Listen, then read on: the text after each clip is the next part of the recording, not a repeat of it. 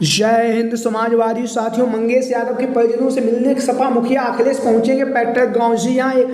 आज हम बात करेंगे मंगेश यादव को लेकर जो लगातार उत्तर प्रदेश की राजनीति में चर्चाओं में बने हुए हैं। और जैसा कि आप सभी लोगों को पता है, जहां पर उत्तर प्रदेश की जो राजनीतिक जो समीकरण है वो कहीं ना कहीं बदलता हुआ दिखाई दे रहा है। जब से लोकसभा का चुनाव हुआ है, समाजवादी पार्टी के राष्ट्रीय अध्यक्ष अखिलेश यादव जी के नेतृत्व में समाजवादी पार्टी ने के 37 सांसद जो जीत कर संसद में पहुंचे हैं, उसके बाद उत्तर प्रदेश की राजनीति में कहीं ना कहीं अखिलेश यादव जी की जो चर्चाएं हैं वो काफी तेजी के साथ चल रही हैं। वहीं पर लगातार समाजवादी पार्टी के राष्ट्रीय अध्यक्ष अखिलेश यादव लगातार जनता के मुद्दों को भी उठा रहे हैं, जनसंपर्क कर रहे हैं, लगातार लोगों के बीच में और आवाम के बीच में पहुंचकर लगातार समाजवादी पार्टी के लिए दिन रात मेहनत कर रहे हैं। वहीं पर जैसा कि आप लोगों को पता, लोकसभा का चुनाव है वो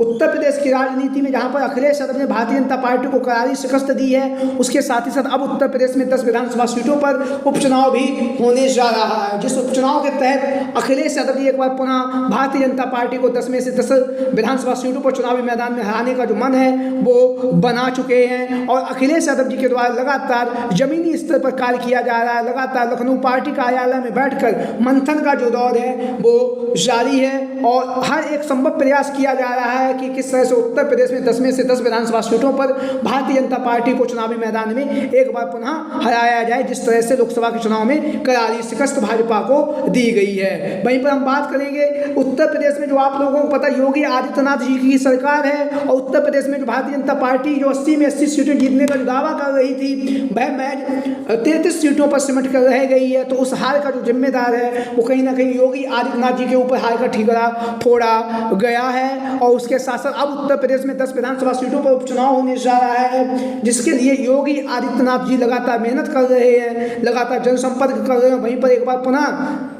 जो लोकसभा के चुनाव में करारी शिकस्त हुई है उस शिकस्त का बदला लेने के लिए 10 की 200 विधानसभा सीटों पर जीतने का मंतम बना रहे हैं। वहीं पर आप लोगों को पता होगा मंगेश यादव की जो घटना है 5 सितंबर को उत्तर प्रदेश में हुई और उत्तर प्रदेश में जिस तरह से मंगेश यादव का जो एनकाउंटर हुआ वो लगातार राजनीतिक सुर्खियों में बना हुआ है। मंगेश यादव, जैसा कि आप लोगों को पता, सुल्तानपुर में एक जो चोरी का जो कांड हुआ था उस कांड में ये शामिल थे, लेकिन शामिल होने के साथ साथ इनका जो पुलिस के मुठभेड़ में इनका एनकाउंटर किया गया। तो लगातार मंगेश यादव का नाम लगातार चर्चाओं में बना हुआ है। इसी बीच में आप लोगों ने देखा होगा अनुज यादव और अनुज प्रताप सिंह, जैसा कि आप लोगों को पता है इनका भी एनकाउंटर उत्तर प्रदेश की जो पुलिस है उसके द्वारा किया गया है। और अनुज प्रताप के द्वारा जो एनकाउंटर किया गया है उसके बाद अनुज प्रताप का जो पुलिस के द्वारा जो एनकाउंटर किया गया है उसके बाद लगातार जो उत्तर प्रदेश की राजनीति है उसमें कहीं ना कहीं जो माहौल है वो गर्म हो चुका है। जहां पर एक तरफ समाजवादी पार्टी के राष्ट्रीय अध्यक्ष अखिलेश यादव लगातार सरकार पर हमलावर हैं, लगातार भारतीय जनता पार्टी की जो नीतियां हैं उन नीतियों पर लगातार प्रश्न चिन्ह लगा रहे हैं। और प्रश्न चिन्ह लगाने के साथ साथ लगातार अखिलेश यादव जी ने मंगेश यादव के परिवार के लोगों से भी बात की है और अनुज प्रताप सिंह के परिवार के लोगों को भी अखिलेश यादव जी लगातार सांत्वना दे रहे हैं। वहीं पर अनुज प्रताप का जो मामला है उस पर भी अखिलेश यादव खुलकर अपनी बात रख रहे हैं। और जहां पर अखिलेश यादव जी को जो अनुज प्रताप की जो बहन है उसकी जो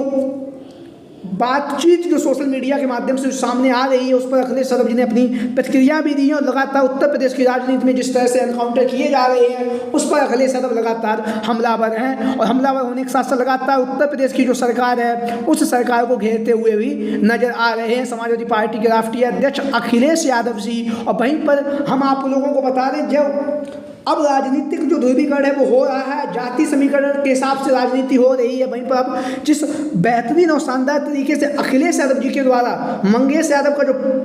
पक्ष रखा गया वो कहीं ना कहीं अखिलेश यादव जी की जो पीडीए की जो लड़ाई है उस लड़ाई को एक बहुत महत्वपूर्ण कदम भी माना जा रहा है। और वहीं पर अनुज प्रताप के जो एनकाउंटर हुआ उस पर भी अखिलेश यादव लगातार सरकार की नीतियों पर हमलावर हैं। और हमलावर होने के साथ साथ लगातार न्याय की जो मांग है वो समाजवादी पार्टी के राष्ट्रीय अध्यक्ष अखिलेश यादव जी के द्वारा की जा रही है। वहीं पर हम बात करेंगे मंगेश यादव को लेकर, तो मंगेश यादव के पिताजी ने कहा था कि अगर अखिलेश यादव जी बात नहीं करते पुलिस के अधिकारियों से तो पुलिस वाले उनके बेटे का जो शव था जो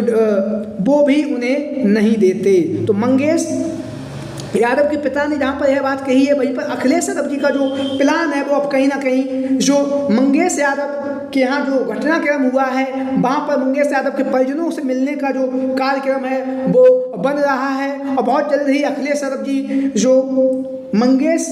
यादव के पैतृक गांव में पहुंचकर परिजनों से मुलाकात कर सकते हैं। इस तरह की जो खबरें लगातार उत्तर प्रदेश की राजनीति में आ रही हैं। वहीं पर अखिलेश यादव जी के द्वारा मंगेश यादव के परिजनों से मिलने के लिए समाजवादी पार्टी की महिला विधायक डॉक्टर रागिनी सोनकर जी, मछली शहर से सांसद प्रिया सूर्य जी और जौनपुर से जो सांसद हैं बाबू सिंह कुशवाहा जी को वहाँ पर समाजवादी पार्टी के